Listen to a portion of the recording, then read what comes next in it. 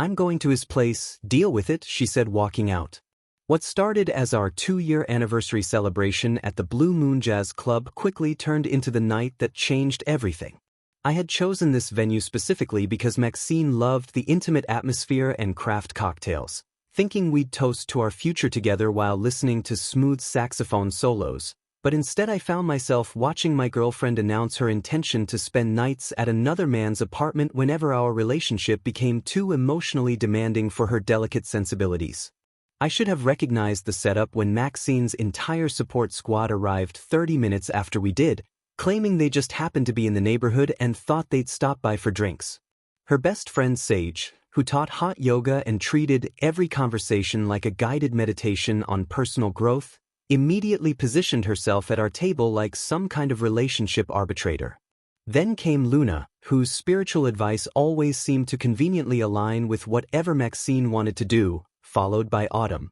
who had never met a boundary she couldn't reframe as toxic masculinity. These 3 women formed Maxine's personal echo chamber, validating her every impulse while treating my reasonable expectations like symptoms of some deep psychological dysfunction that required immediate intervention and healing crystals. The conversation started innocuously enough, with me sharing stories about the custom motorcycle build I'd just finished for a client in Portland, but I noticed Maxine checking her phone constantly and barely responding to my updates about the business that had been supporting her artistic pursuits for the past 18 months. When I mentioned planning a weekend trip to the coast for some quality time together, that's when Sage decided to launch into her prepared speech about how traditional relationship models were outdated constructs designed to suppress authentic feminine energy. Luna jumped in with her theory about how my desire for exclusive time with my girlfriend was actually fear-based attachment that prevented Maxine from fully expressing her true self,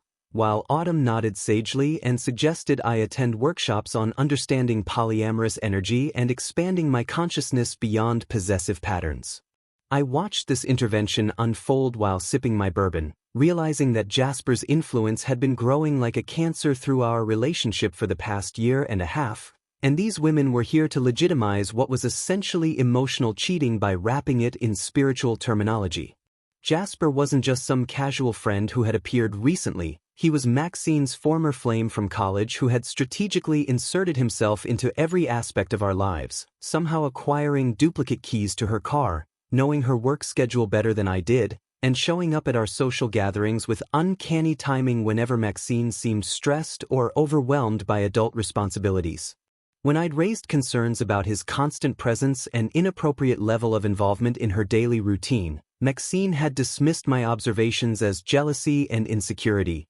insisting that Jasper understood her artistic soul in ways that I couldn't appreciate because of my practical mindset and focus on building a stable future together. The ultimatum came when I politely declined Autumn's suggestion that we invite Jasper to move into our guest room as a way to normalize their connection and help me process my attachment issues in a controlled environment. Maxine stood up on her chair like she was addressing a rally, announcing that her overnight visits to Jasper's apartment were non-negotiable aspects of her authentic self-expression that couldn't be contained by traditional relationship boundaries or my outdated expectations about monogamy. She declared that real love meant supporting her need to seek emotional refuge with someone who understood her creative process without demanding explanations or imposing restrictions based on societal programming about ownership and control. The entire jazz club went quiet as Maxine delivered her speech about how I had 2 choices: accept her arrangement with Jasper as a beautiful expression of evolved love, or watch her walk out of my life forever because she refused to dim her light for someone who couldn't appreciate the fullness of her being. Sage, Luna, and Autumn started clapping like she'd just announced a cure for cancer, while other patrons stared in uncomfortable silence at this public relationship drama unfolding during what should have been romantic evening background music.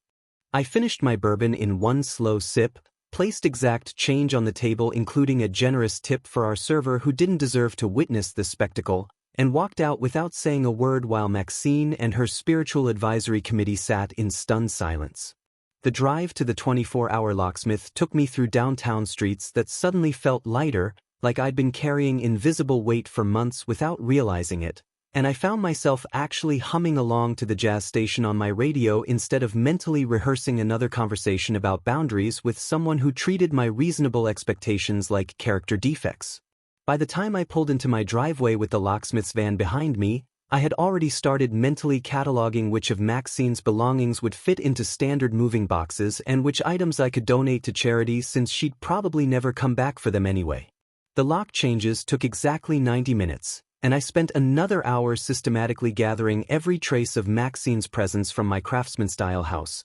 carefully folding her clothes and packing her art supplies into clearly labeled boxes that I arranged neatly on the front porch with a handwritten inventory list. I found myself oddly calm during this process, like I was finally completing a project that had been stalled for months, and I even took care to wrap her fragile ceramics in bubble wrap because despite everything, I wasn't going to let bitterness make me destructive or petty. The house felt different immediately, more spacious somehow, like rooms had been holding their breath and could finally exhale now that the constant tension of walking on eggshells around someone's artistic temperament had been permanently removed from the atmosphere. The next morning brought an unexpected surge of energy that I channeled into launching an impromptu live stream on my motorcycle restoration channel, which had grown to 35,000 followers who appreciated detailed technical content and authentic craftsmanship over manufactured drama. I titled the stream New Chapter, Reclaiming My Workshop, and spent 2 hours rebuilding a vintage Triumph engine while casually mentioning that I was newly single and looking forward to focusing entirely on the custom builds that had been taking backseat to relationship maintenance for far too long.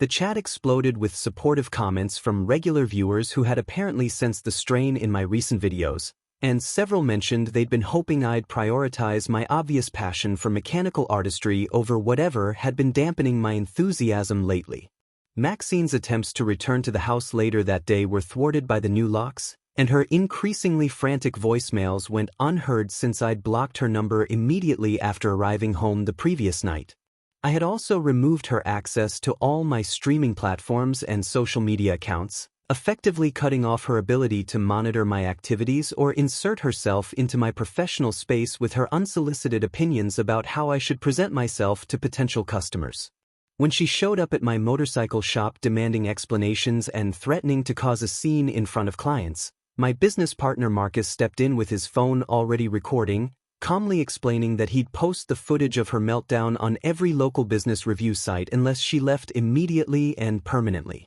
Marcus had never liked Maxine's entitled attitude toward my time and resources, particularly her habit of scheduling her emotional crises during my busiest work periods and expecting me to drop everything for lengthy discussions about her artistic struggles and need for validation. He'd watched her systematically undermine my confidence in my own judgment while positioning herself as the injured party whenever I expressed concerns about her behavior, and he'd been waiting months for me to realize that someone who truly cared about my well-being wouldn't constantly create situations where I had to choose between my business responsibilities and her immediate emotional needs.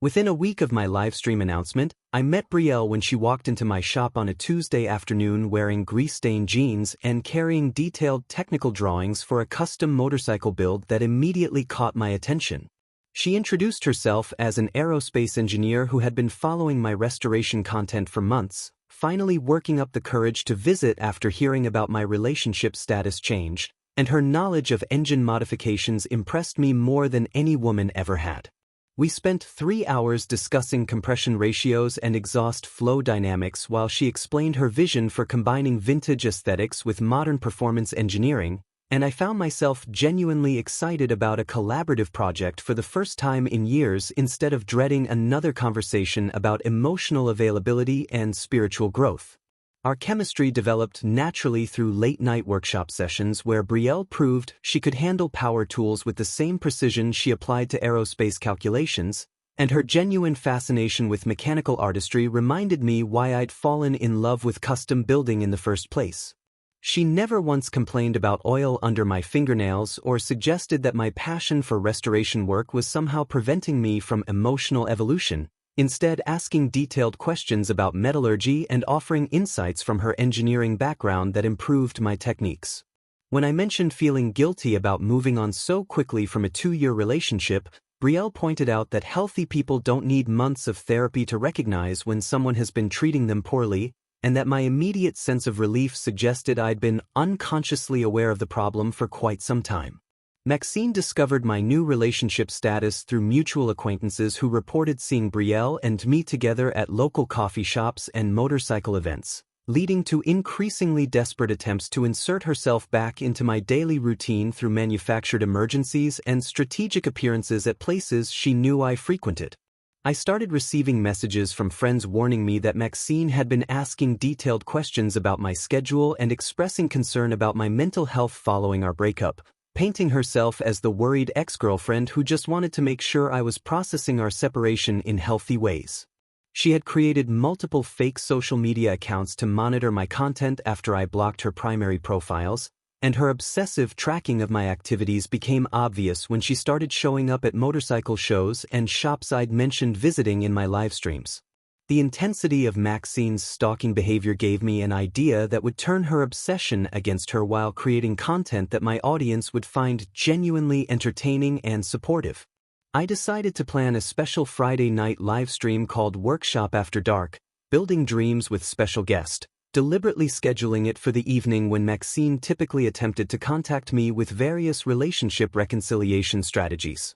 The stream would feature me working on a detailed carburetor rebuild while Brielle slept peacefully in what had formerly been Maxine's side of my bed, wearing one of my vintage band t-shirts and looking completely at home in the space that Maxine had never truly appreciated or respected. I announced the upcoming stream across all my social platforms with enough advance notice for my regular viewers to clear their schedules, knowing that word would eventually reach Maxine through her network of mutual acquaintances and fake accounts. The beauty of this plan was its simplicity. I would be doing exactly what I loved, sharing technical knowledge with an engaged audience, while Brielle provided natural companionship without demanding constant attention or validation, and if Maxine chose to torture herself by watching or attempting to disrupt the stream, that would only demonstrate the contrast between someone who supported my passions and someone who had tried to compete with them.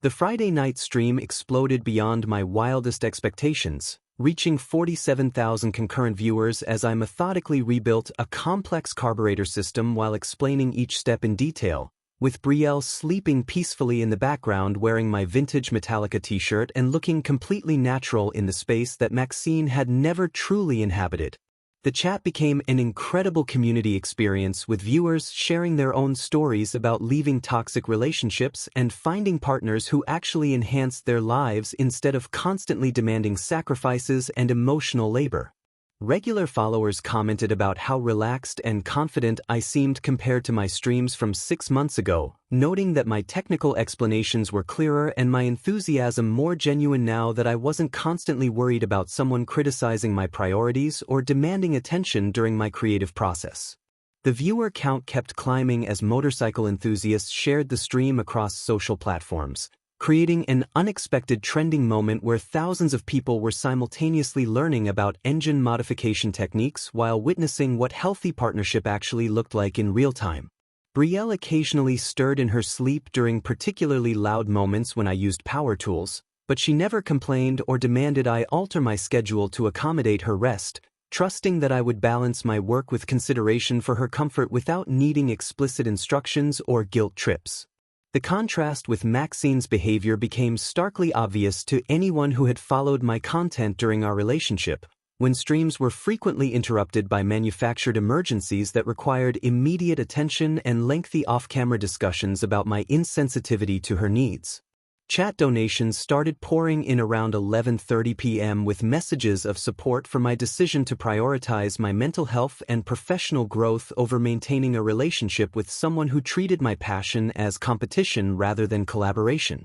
Viewers expressed genuine excitement about seeing me work with clear focus and obvious joy, comparing my current demeanor to earlier streams where I had seemed distracted and apologetic about spending time on projects that generated income and personal satisfaction. The engineering discussion between myself and sleeping Brielle, who had fallen asleep while we talked about aerospace applications for motorcycle performance modifications, demonstrated the kind of intellectual partnership that my audience had apparently been hoping I would find. Maxine arrived at my house around midnight, expecting to find me alone and vulnerable after what she probably assumed would be another lonely weekend of missing our relationship, only to see the massive viewer count and Brielle's silhouette through my bedroom window where my workshop area extended into the sleeping space. My security cameras captured her complete meltdown on the front porch as she realized that not only had I moved on completely, but I was sharing that success with thousands of people in real time while building something beautiful with someone who actually valued my skills and dedication.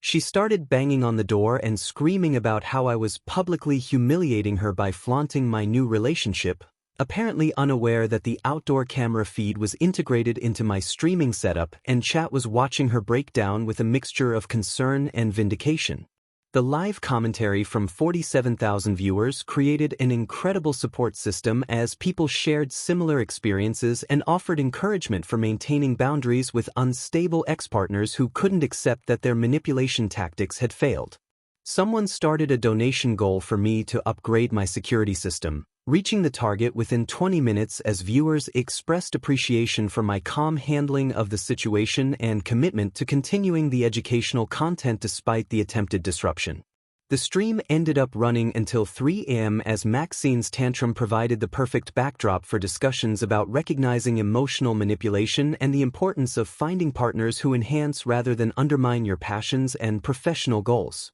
Maxine's public meltdown became a viral sensation when clips spread across motorcycle enthusiast forums and breakup support groups, leading to an unexpected surge in my business as people traveled from neighboring states to commission custom work from that guy who handled his crazy ex like a boss. The waiting list for my services extended 6 months out within 2 weeks of the stream, with clients specifically mentioning they wanted to support someone who demonstrated such professional composure under personal stress while maintaining educational content quality that respected his audience's intelligence. My workshop became a pilgrimage destination for people dealing with their own relationship drama, and I found myself accidentally becoming a relationship counselor for guys who recognized their own situations in my story and wanted advice on setting boundaries with manipulative partners. The harassment escalated to the point where I had no choice but to file a restraining order, with the live stream footage serving as perfect evidence of Maxine's unstable behavior and clear documentation of her trespassing and threats to disrupt my business operations.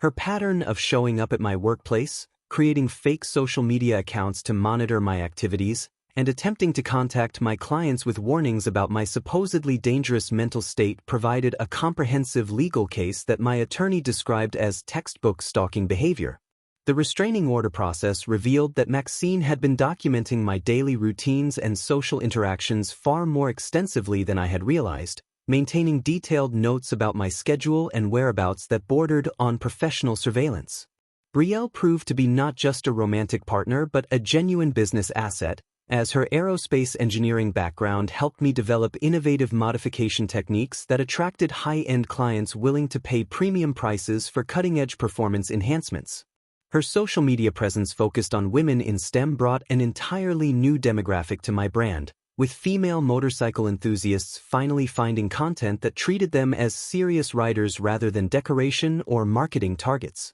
We started collaborating on technical articles for industry publications, combining my practical restoration experience with her theoretical engineering knowledge to create content that advanced the entire custom motorcycle field. Meanwhile, Maxine's yoga instructor friends began distancing themselves from her as her obsessive behavior made them increasingly uncomfortable, particularly when she started showing up at their classes demanding they help her process the spiritual lessons of losing her soulmate to someone less evolved. Sage, Luna, and Autumn had initially supported her narrative about my toxic possessiveness, but watching her descend into full stalker mode made them realize they had enabled someone's delusions rather than supporting authentic personal growth.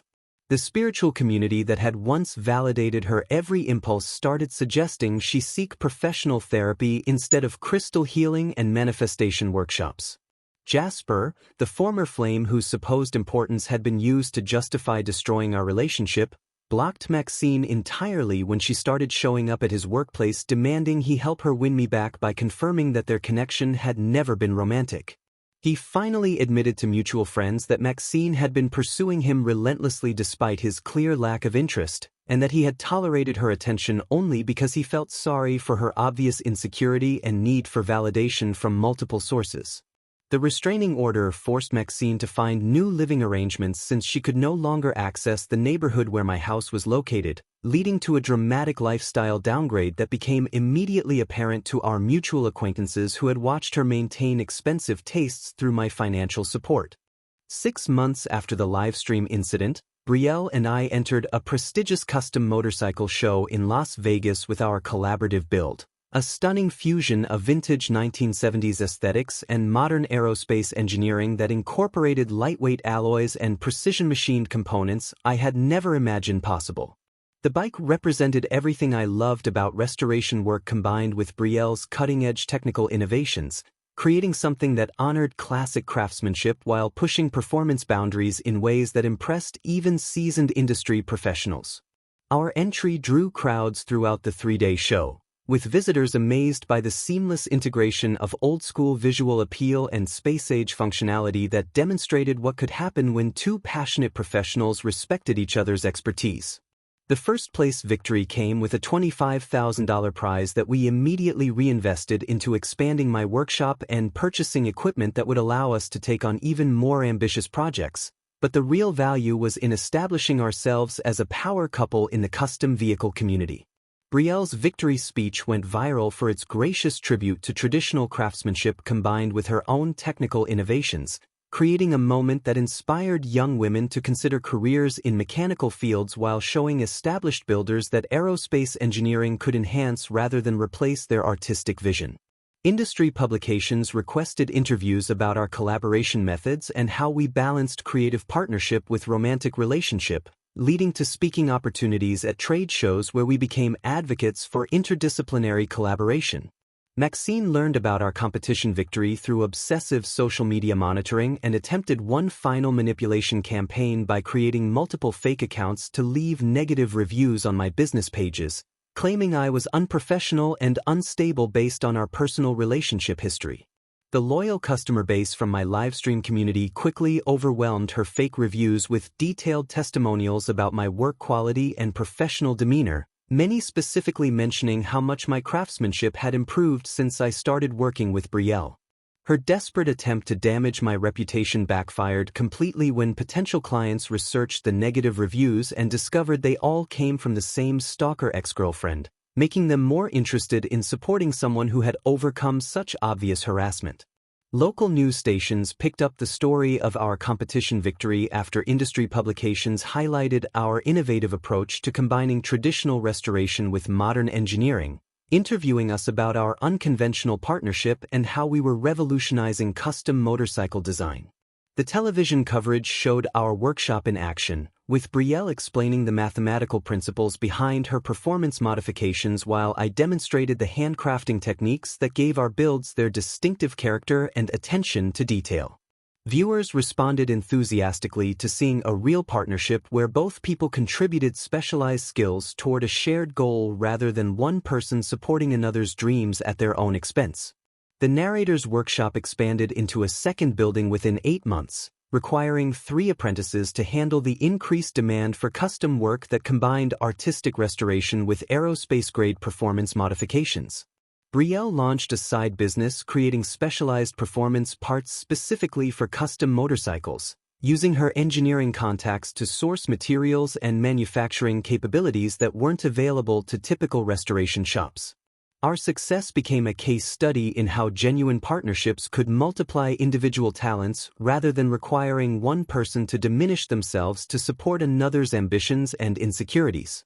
18 months after Maxine walked out of the Blue Moon Jazz Club, Brielle and I announced our engagement during a special livestream where we revealed a custom motorcycle built specifically for our wedding, complete with a sidecar designed for our rescue dog Charlie that we had adopted together from a local shelter. The engagement stream broke all my previous viewership records with 73,000 live viewers, many of whom had followed our entire relationship journey from that first chaotic night and considered themselves part of our extended community that celebrated genuine partnership over manufactured drama. The custom wedding bike incorporated design elements suggested by regular viewers who had become invested in our story, creating a collaborative masterpiece that represented not just our personal commitment but the supportive community that had grown around authentic content and honest relationship dynamics. Maxine, who had spent months in court-ordered therapy trying to process her abandonment trauma while working at a chain coffee shop after her yoga studio connections dried up completely, watched the engagement announcement and suffered a complete emotional collapse that resulted in a 3-day psychiatric hold. Concerned neighbors reported her screaming threats at her laptop and throwing furniture while live-streaming her breakdown on social media, apparently unable to accept that her ultimatum had led to me finding someone who enhanced my life in every way she had diminished it. Her therapist had reportedly been working with her on accepting responsibility for her choices and developing healthy coping mechanisms, but the engagement announcement triggered a regression that revealed how little progress she had actually made toward emotional stability. The wedding itself became a live-streamed event that combined traditional ceremony with a motorcycle rally, drawing hundreds of attendees including viewers who had traveled from across the country to celebrate with people they had never met but felt connected to through shared experiences of choosing self-respect over toxic relationships. Brielle's aerospace colleagues donated engineering equipment for our expanding business as wedding gifts, while my motorcycle community provided vintage parts and rare tools that reflected years of friendship and professional respect that had nothing to do with romantic drama. The ceremony took place in our workshop surrounded by the bikes we had built together, with our officiant reading vows we had written about building something beautiful through mutual support rather than competing for emotional resources. The live stream reached 94,000 concurrent viewers at its peak, creating a celebration that transcended traditional wedding boundaries and became a community event about the power of choosing partners who multiply your strengths rather than exploit your weaknesses. Chat donations funded a honeymoon trip to motorcycle museums across Europe, where we would document vintage restoration techniques while researching aerospace applications that could be adapted for custom builds, effectively turning our romantic getaway into content that served our audience while advancing our professional development. The wedding reception featured a live auction of motorcycle parts and custom work that raised money for a scholarship fund we established to help young people pursue technical education in both traditional crafts and modern engineering fields. My final reflection during the wedding stream acknowledged that Maxine's ultimatum at the jazz club had been the catalyst I needed to discover that real partnership means building something together rather than defending territory, and that sometimes the best revenge is simply living so well that your past becomes irrelevant to your present happiness. The woman who had demanded I choose between my passions and her comfort had unknowingly freed me to find someone who enhanced every aspect of my life, proving that ultimatums from insecure people often become unexpected gifts that redirect you toward relationships worthy of your time and energy. Our story became proof that walking away from someone who treats you as competition rather than collaboration opens space for partnerships that multiply joy instead of dividing it among competing priorities and manufactured crises that serve no purpose except maintaining control through emotional chaos.